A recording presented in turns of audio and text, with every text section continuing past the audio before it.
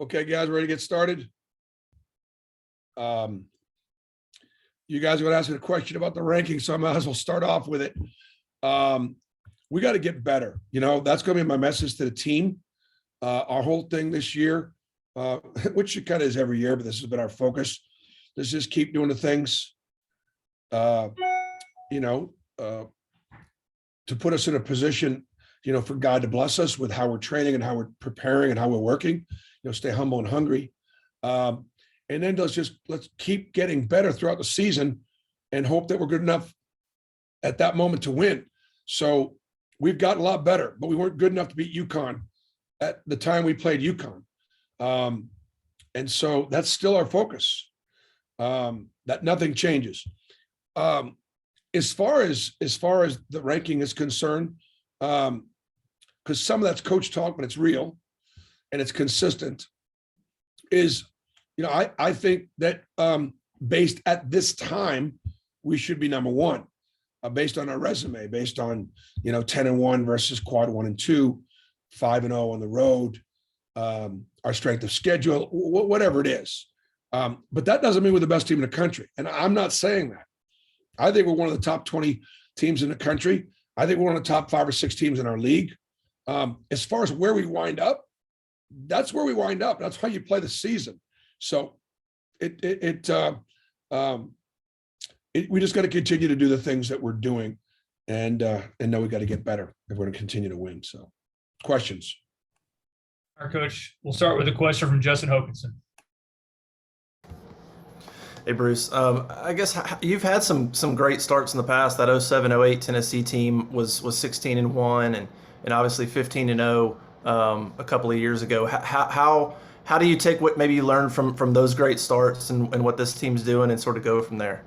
I think like take 2 years ago, take Isaac Okoro's year and Austin Wiley's senior year, that group that finished second in the league.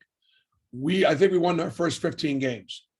Then we went to Alabama and we went to Florida and lost. If we had gone to Alabama and Florida, we were 11-0 or 12-0, we'd lost those games. It just sort of when these games, happen upon your schedule. And so beat the teams you're supposed to beat. Give yourself a chance to beat the teams that are going to be really hard to beat. And then, kind of play it out. Our guys know the starts before. They know, the starts. Look, our guys knew that we were 1-2 at home against Florida. We were 2-4 against Ole Miss, and either 2-4 and 2-5 against Alabama on the road. Those teams, they knew that going in. Right? They'll know that we've split the last 2 years with Georgia. That Anthony Edwards beat us almost by himself down there 2 years ago. We didn't have Isaac. Isaac was out with a hamstring. And then last year they came in and beat us here. And so they'll know that. And so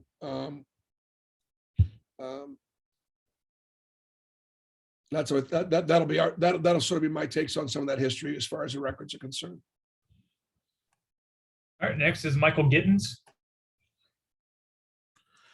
Coach, you got a monster matchup looming this weekend versus Kentucky, but with Georgia in front of you on Wednesday, can you talk a little bit about the psychology of managing the team headed into what really feels like a trap game? Yeah, by being completely open and honest about it and calling it for what it is. It's absolutely a trap game, but it's a trap game against our rival. It's a trap game that we split the last 2 years with. I can point very easily to Saturday night when Ole Miss came out and for the first 17 minutes, it's like being in a boxing match and just getting absolutely pounded. But we didn't fall down. We still stayed on our feet and we were able to kind of recover and wear them down. I would expect that from Georgia. Look, Georgia, in every game in the SEC, they lost a heartbreaker to a team that hasn't lost an SEC game in Texas A&M. Last second shot. They had a 10 or 12 point lead against Vanderbilt. They were, I think, up at the half at Mississippi State. They were down 3 at Kentucky. Those are their 4 SEC games. They've been in every one of them. And so we'll talk about elevated play from our opponents because of the prize on our head. And so there won't be any surprises when Georgia comes in and plays really hard. Jeff Shear. Bruce, at both of your road games last week, you had hundreds of people in the lobby for a Tiger walk. And then there were times during the games when the Auburn fans were at least as loud, if not louder, than the home fans. I wanted to ask what impact that has on your team when they get off the elevator and there's a lot of folks there shouting for them. Well, getting off the elevator means it's going to take us too long. It's going to take a long time to get out of the hotel. So I'm not as excited about that as I am seeing them in the stands and hearing them in the stands. I think it's unbelievable. I was talking to Coach Harsin. He and I were texting the other night, and I just told him, I said, man, we're starting to travel like Auburn football. And man, what a difference that makes. And I think, like I'll take Frank Martin, who I respect so much, right? When we played South Carolina, Frank recognized that there was a nice Auburn following that had helped us in that game. And he recognizes that as something when a program is developing, not just a team. And look, it had instrumental in our road wins. I mean, road wins are hard to come by. League road wins are even harder to come by. And so when you've got witnesses, as we call them, on the road, it gives our kids just a little bit more courage. And our guys we want to reward our fans who made that, treacherous journey, especially home from Oxford. We knew they all went knowing the weather. They all went to Oxford knowing it could get snowed in, but they still went to support this team. We owed them everything we could do to pull out a victory. All right, new bias, Wilborn. Well, Bruce, that's how you going. It's like you're in a pretty good mood today. So always good chatting with you. But from there, with Walker Kessler, what did you see? One, with him not being charged with as many fouls, and then also being able to kind of get back and bounce back from 2 games where he had foul trouble. Yeah, it was great. I think Dumas, what it says is this, Walker is the National Player of the Year with a triple-double against LSU. He gets into enormous foul trouble against both Florida and Alabama.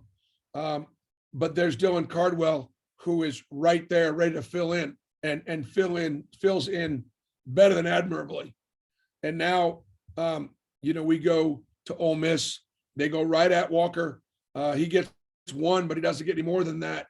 And he's able to, dominate the paint. He's able to dominate the rim, both offensively and defensively, pretty much for about, 30 minutes of that basketball game. So good for him to have the mental toughness and fortitude to be able to, bounce back and help us get that win. All right, we'll go to Mark Murphy. Hey, Bruce, what's your assessment on how your team's playing defensively, especially in the 5 SEC games? Say that again, Mark. I apologize. What's your assessment of how the defense is playing, especially in the 5 SEC games? You're only giving up 68 points a game. I look, defensive rebounding win championships. Defense will travel. It's been our focus, obviously, all year long. Some nights you're going to shoot it, and some nights you're not. And it's been a huge part of our success. We played a little bit of zone, both against Alabama and Ole Miss, that helped us at times. And then obviously our second half defense against Ole Miss was the difference. Our last 4 minutes of defense at Alabama was the difference. And so the difference is road wins. And so we're able to hang our hat on that. All right, guys, get time for 2 more. First up is Justin Ferguson. Bruce, what is your assessment of this Georgia team that has hung in there so much in SEC play? They've got pretty much a brand new roster this year. What stands out about this team compared to maybe the last couple of ones y'all faced? Well, they still do a great job of getting downhill. They still shoot more free throws than anybody else in our league because they attack the rim and try to create contact. They're really good. All their offensive numbers are outstanding. They got guys that transferred from Southern Cal and Gonzaga, a couple of really good junior college players. So they got good personnel. And Tom Crean's teams always play hard, and they play from the beginning of the game to the end of the game, beginning of the season to the end of the season. And we're going to wrap you up today with the follow from New Bias Wilborn. On that, the question I asked, you mentioned Cardwell, and you guys have had so many guys contribute. Conventional wisdom has it that typically teams will shorten the rotation as the games get more intense. You've seen to be going against that. How are you making that work and still making everybody happy? Thanks for noticing that. It's a career decision. Now that Al Flanagan is back, we've tightened up a little bit, but we're still at 9, maybe 10. We won't shorten it any more than that. I've always played 9 or 10 guys double-digit minutes my entire career.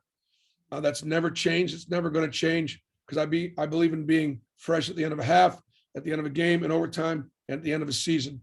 And the best way to do it is to share those minutes. It's also the best way to keep your locker room in the right place. Our coach, appreciate it. Okay, guys, let me just finish up, if I could. This today being Martin Luther King Day, and if you don't mind, I just want to look down here and get this quote right. When Martin Luther King was in an Alabama jail on April 16th, 1963, in a letter from Birmingham, he said, "Injustice anywhere is a threat to justice everywhere. We are caught in an inescapable network of mutuality, tied in a single garment of destiny. Whatever affects one directly affects all indirectly." And so when we see injustice anywhere, let's recognize that it's a threat to all of us everywhere.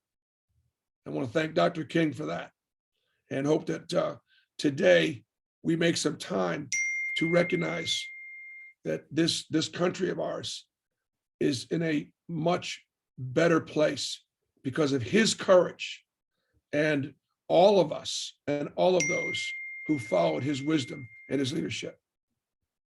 Thank you.